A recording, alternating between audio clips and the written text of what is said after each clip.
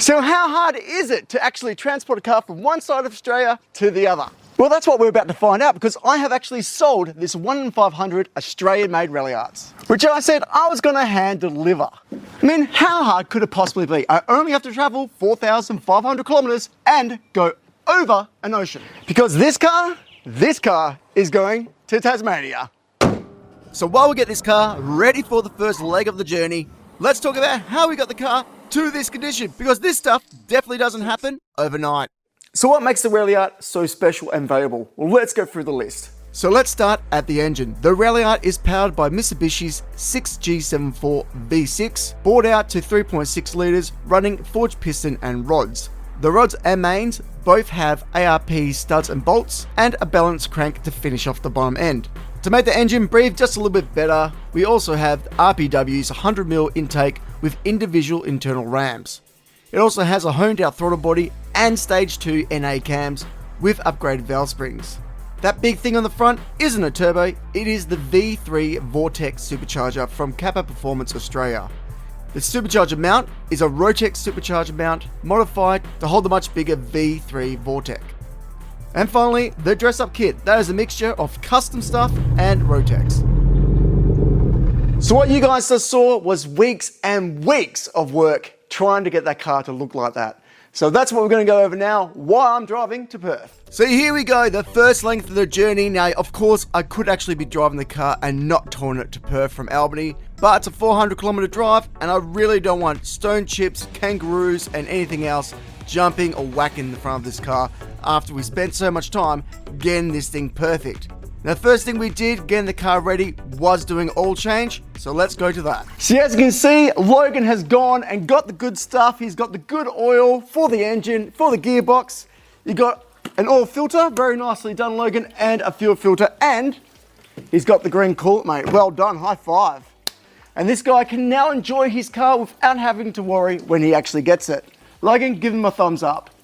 Now, this is definitely not the norm to change oil in a motor when you're selling a car. Unless you're some shonky salesman trying to hide all these metal shavings that are hanging around. But in my case, the oil is still okay. I just want to give the owner some fresh oil so he can enjoy this car straight away. As you can see, I'm using my brake line vacuum to suck up any leftover oil that's in that sump so we can get as much fresh oil in there as possible. A keen eye will notice that I'm using full synthetic oil on the engine and the gearbox. Now, the main reason for this, it just offers way more protection for those forged piston and rods. It also just lasts a lot longer and is generally the way to go for performance cars. As you can see here, I'm also dumping that coolant as well and replacing that too. Well, sometimes things just happen. Last night, this was on the hoist and this wheel decided to drop.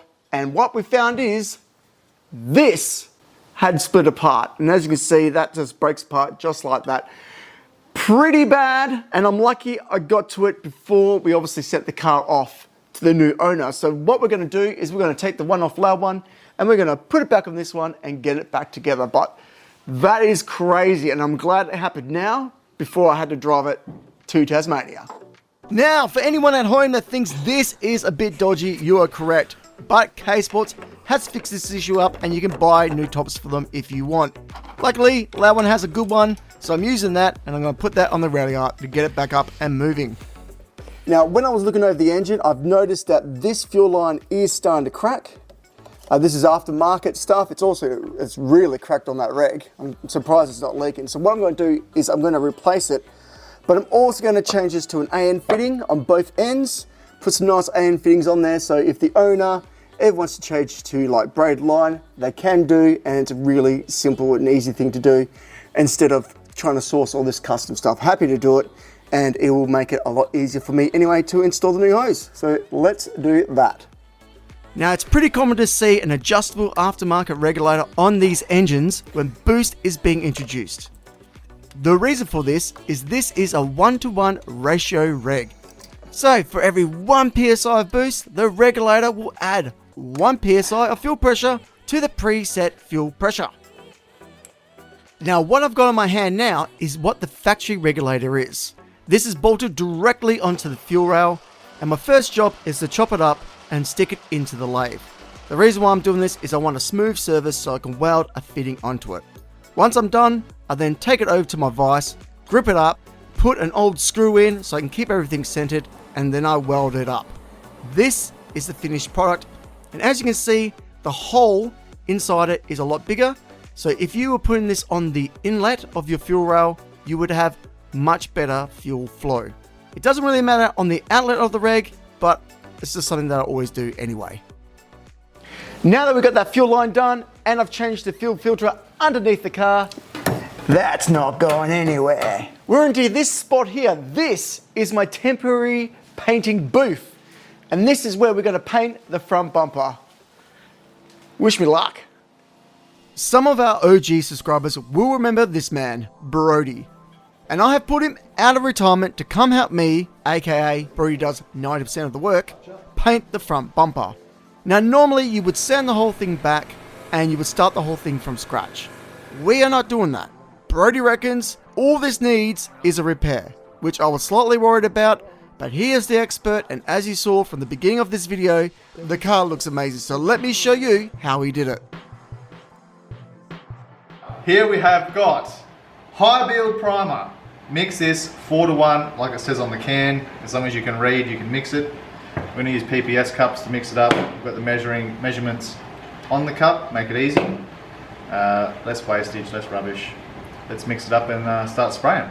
So what does that all mean? Well, pretty much what it means is you put 4 parts primer to 1 part hardener, and then if you want to, depending on the gun you're using, you can add a little bit thinners to make it, well, a bit thinner. Yeah, that's it. Normally when you're using primers, you want to use a spray gun with a bigger opening, so 1.8 is usually what they recommend.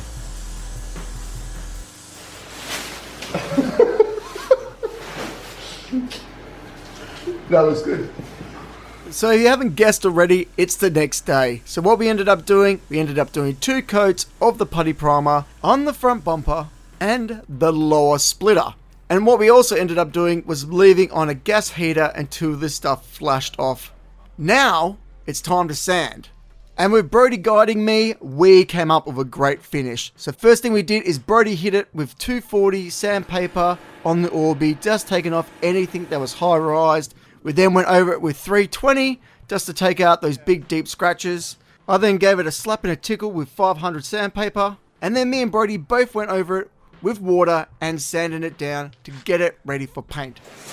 So as you can see, this bumper is semi-finished, and what we're using is some nice wax and grease remover just to get any, imperfections, like any crap that's going to be stuck in the paint. Remove any contaminations that might be on the bumper. As he said, contaminations that might be in the bumper. Now I've gone over this 3 times, but Brody's going to go over it with something a bit better than an old rag. And then we're going to hit it with some black paint. Now he's not going to paint the whole thing.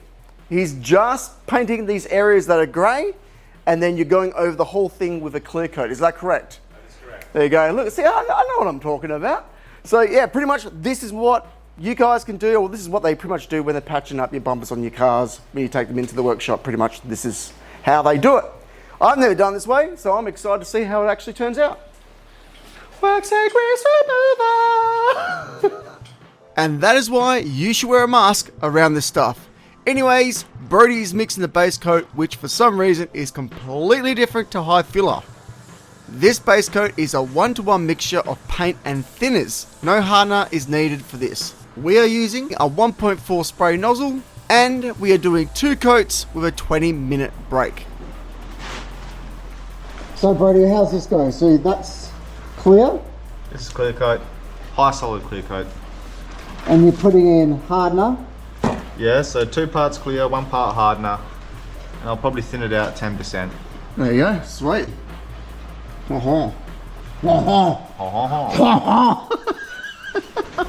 For this next bit, I got kicked out of the makeshift paint booth for good reason.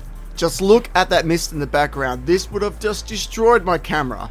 Brody is laying 3 coats of clear to get a good solid layer on the bumper. Unfortunately, he did mention that the lighting wasn't really up to the task when he was slapping on this clear. So it's something I will have to think about next time we are painting something. Now you guys would have seen us use a lot of this. This is aluminium sheet. It's It's quite thick, but it still has one problem. It rattles. And the problem with that is it sounds terrible when it's on an engine bay. So how do you fix it? Well, I think I might have come up with an idea.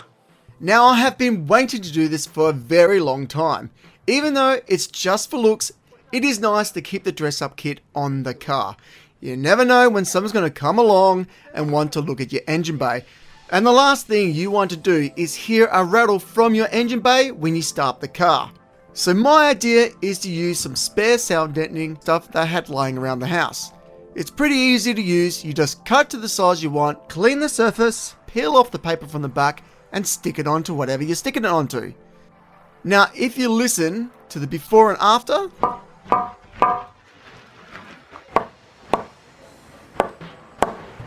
you can definitely hear this stuff works.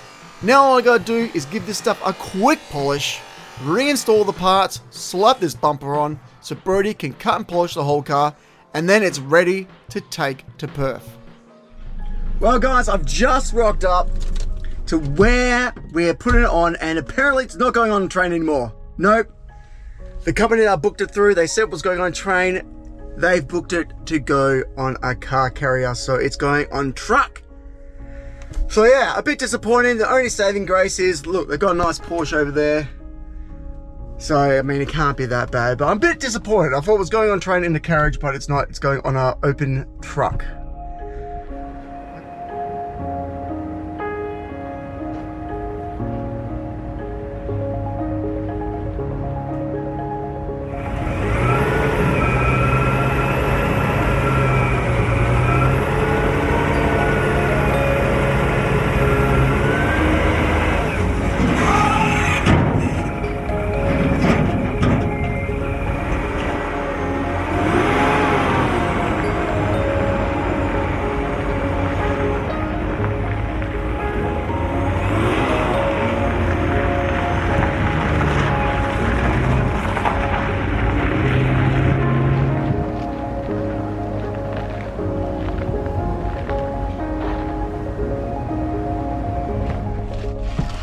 And there we go, she has dropped off. So the next time we see this car, it will have traveled over 3,500 kilometers to Victoria.